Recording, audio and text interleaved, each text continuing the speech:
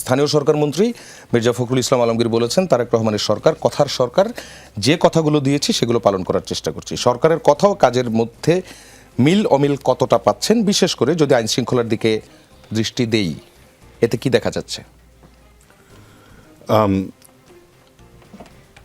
আমি আসলে জ্বালানি প্রশ্নটাতেই ভাবছিলাম, কিন্তু জ্বালানি প্রশ্নটাতেও এই ঘটনাটা ঘটেছে যে সরকার একভাবে আশ্বাস দিয়েছিল এবং তারপরে সেটা সেই আশ্বাস রাখেনি।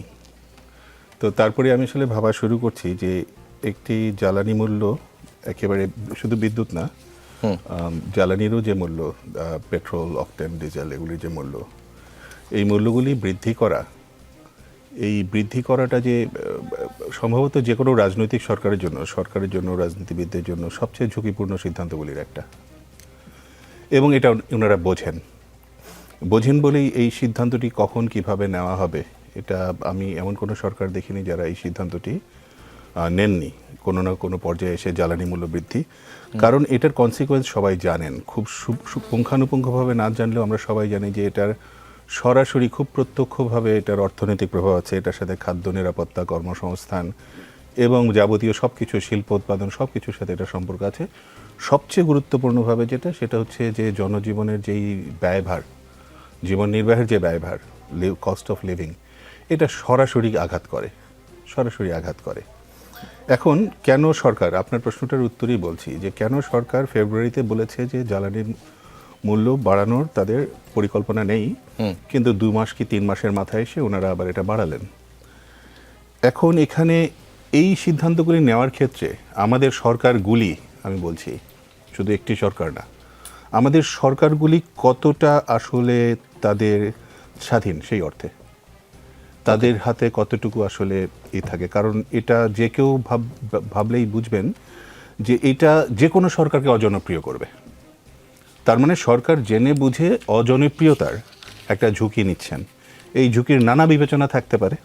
যে অজনপ্রিয় সিদ্ধান্তগুলি যদি আমরা, এর আগে সরকারের একজন বলেছেন যে জনতুষ্টিবাদে তারা বিশ্বাস রাখছেন না, পপুলিস্ট ডিসিশন নেবেন না, যেটা মেক সেন্স। কিন্তু এটা তো শুধুমাত্র মানুষের সন্তুষ্টির প্রশ্ন না, এটা একেবারে মানুষের জীবন জীবিকার উপরে সরাসরি আঘাত। এরকম একটা অজনপ্রিয় কতটা নেন, এটার মধ্য দিয়েই আসলে আমাদেরকে বুঝতে হবে যে এই সিদ্ধান্তগুলি, বিশেষত জ্বালানি খাতে সরকারি সিদ্ধান্ত, এই প্রশ্নটি সম্পূর্ণভাবে আমাদের গণতন্ত্রের সুরক্ষার সাথে জড়িত। কারণ সরকারগুলিকে যদি শুরু থেকে, প্রতিটা সরকারকে একের পর এক এই সিদ্ধান্ত নিতে হচ্ছে জ্বালানি প্রশ্নে, এবং সেই জ্বালানি প্রশ্নে এই সিদ্ধান্তগুলি নিয়ে তারা সেই সিদ্ধান্তে থাকতে পারছেন না, জেনে শুনে অজনপ্রিয় সিদ্ধান্তগুলি নিচ্ছেন, ফলে সরকার জনপ্রিয় থাকবার কোনো কারণ নাই।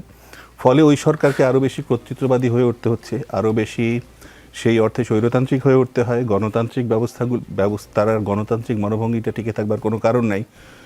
তাহলে সরকারগুলি তো অন্তত আর যাই হোক, ওনারা রাজনীতিবিদ, ওনারা বোঝেন যে জনগণেরই। ফলে যে কারণে যেটা হয় যে পরবর্তীতে গিয়ে ওনারা নির্বাচন আর ঠিক পছন্দ করেন না। যখন আমি নিশ্চিত হয়ে যাই যে জনগণের রায় আমাদের পক্ষে আসবে না, যেহেতু আমাকে এতগুলি অজনপ্রিয় সিদ্ধান্ত এবং এভাবে নিতে হয়েছে, জীবন জীবিকার ব্যয় যেখানে গিয়েছে। এটা কেন ঘটে, এটা বোঝার জন্য বাংলাদেশের জ্বালানি খাতে সরকারের যেই হাত পা বাঁধা আমার কাছে মনে হয় যে একটা ঐতিহাসিক ধারাবাহিকতায় বাংলাদেশের জ্বালানি খাত, এটা একদম কেন্দ্রীয়, এটা সরাসরি রাজনৈতিক প্রশ্ন। আজকে রাজনীতি অনুষ্ঠানে আমরা কেন জ্বালানি নিয়ে আলাপ করছি, কারণ এর চেয়ে গুরুত্বপূর্ণ রাজনৈতিক প্রশ্ন সম্ভবত আধুনিক রাষ্ট্র ব্যবস্থায় আর নাই। তো সেখানে ওনাদের আমি ওইটাকেও বিশ্বাস করতে চাই, যখন তারা বলেছেন যে আমরা জ্বালানির মূল্য বাড়াবো না আর অন্তত 2 বছরের মধ্যে, বিশ্বাস করতে চাই যে ওনারা ওখানে বলছেন সরকারের একজন বলেছেন। বাকি পরে দেখা যাচ্ছে যে ঠিক আবার হঠাৎ করে এই জ্বালানির মূল্য, ওকে আমাদের বৈশ্বিক একটা পরিস্থিতি আছে, যিনি বলেছেন তিনি কনসার্ন মিনিস্টার। তারপরে যখন আমরা জনগণ বুঝছেন যে একটা বৈশ্বিক পরিস্থিতি চলছে, সেই বৈশ্বিক পরিস্থিতিতে এটা কম বেশি, এই বৈশ্বিক পরিস্থিতিতেও জ্বালানি মূল্যের অস্থিতিশীলতা, এটাও আমরা দেখেছি।